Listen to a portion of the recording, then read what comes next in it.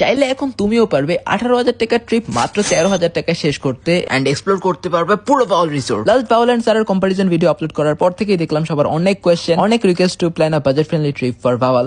But আগেই বলে রাখি, Baul is not suitable for budget trip, but I am trying to minimise. So today I'll teach you 2 secrets that will be helpful for your trip in budget. So without any further ado, let's go into the video.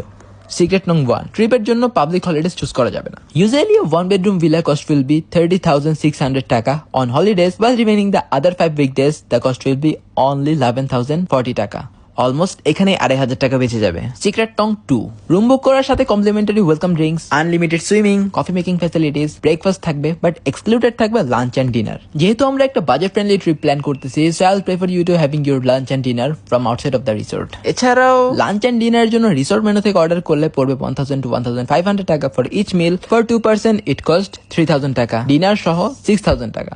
এর থেকে ভালো রিসোর্টের বাইরে কিছু restaurant and hotel আছে যেখানে পার meal 500 টাকা, for lunch and dinner 2 person 2,000 টাকায় শেষ করা পসিবল। এখানেও অলমোস্ট 4,000 টাকা সেভ। তাই save this video for your next budget friendly Baul trip.